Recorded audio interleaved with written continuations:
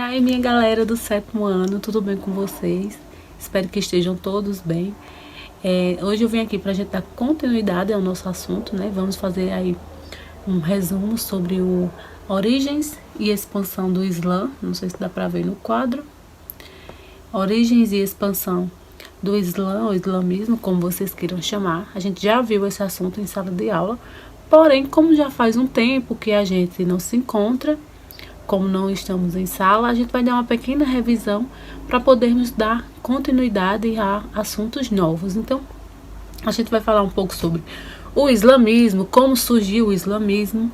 Então, na maioria das vezes, quando a gente se refere ao islamismo, sempre vem algumas perguntas ou pensamentos negativos, conflitos, intolerância e tudo mais. Então, hoje, na nossa revisão, a gente vai ver que não é isso. Nós vamos ver como realmente é o islamismo.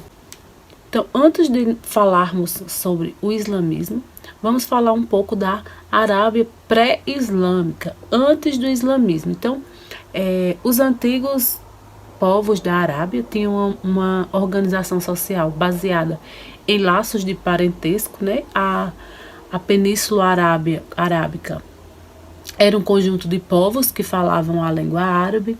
Como eu já falei, eles tinham uma organização social baseada em laços de parentesco, né, entre tribos de origem semita. Vocês lembram já do que é origem semita, que eu já expliquei isso para vocês. Dessa forma, as relações cotidianas apoiavam-se em um código de ética, né, que os valores mais importantes eram o orgulho dos seus ancestrais, o orgulho que eles tinham dos povos ancestrais passados. Os antigos povos árabes, eles eram politeístas e também animistas. Eles eram politeístas, né? Eles cultuavam e acreditavam em vários deuses e não apenas um. E eles eram animistas também porque eles acreditavam em diversos... além deles acreditar nos elementos da natureza, eles acreditavam em criaturas intermediárias entre homem e divindade, né, como os gênios. Então, eles eram politeístas e eles eram animistas também. Os povos da antiga Arábia, né, como eu já falei, que eles acreditavam nos gênios. E segundo a crença deles, esses gênios, eles eram responsáveis por trazer a doença para a humanidade, a loucura, catástrofe. A antiga Arábia, ela foi dividida em duas regiões: a Arábia desértica, central ou desértica, e a Arábia do Sul ou Arábia Feliz, né?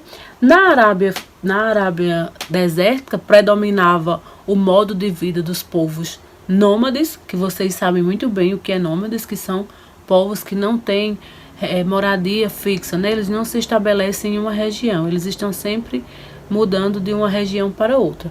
E na Arábia do Sul, ou Arábia Feliz, coloquei até ali uma carinha feliz, região banhada pelo Mar Vermelho, né? Formava-se os centros urbanos. Os árabes que se estabeleceram na Arábia Feliz, né, que eram compostos já por centros urbanos, eles desenvolveram, aí surgiu uma das cidades mais conhecidas, né, como Medina e Meca.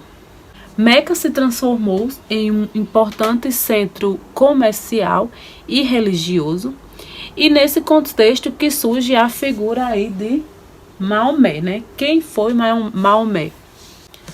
Desde muito jovem, Maomé acompanhava o seu irmão em caravanas para comércio.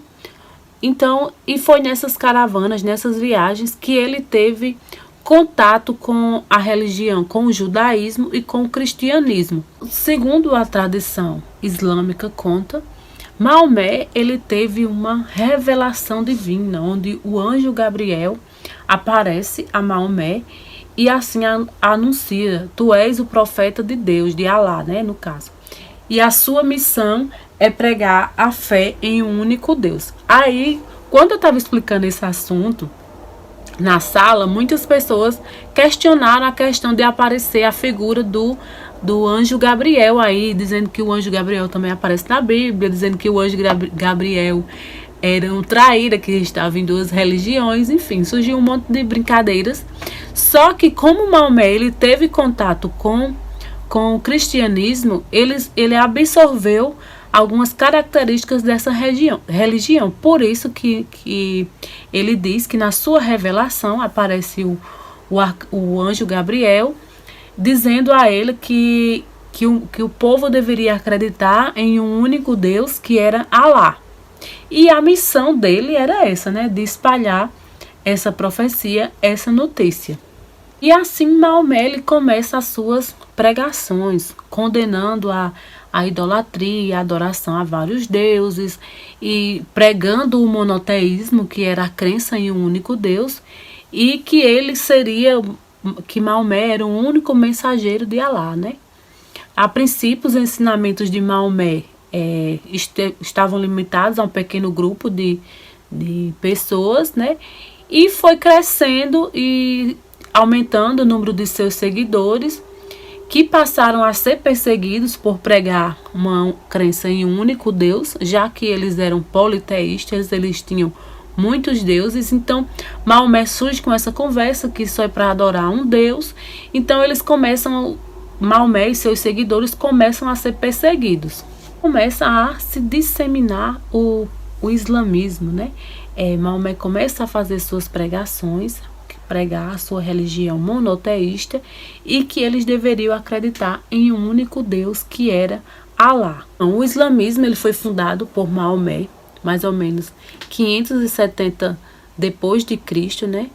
Que segundo ele recebeu uma revelação do arcanjo Gabriel, mandando ele pregar a crença em um único Deus, né? O profeta foi instruído acerca de alguns preceitos religiosos e Maomé transmitiu aos muçulmanos o livro sagrado, né? Que é o Alcorão, né? A religião Islã significa submissão à vontade de Deus. Quais são as características dessa religião, né? O islamismo ele se baseia no ensinamento religioso do profeta Maomé e do Alcorão, assim como nós temos a Bíblia, eles têm o Alcorão, e essa fé começa a ser espalhada através de Maomé, né? Então, essa religião ela tem alguns pilares, né?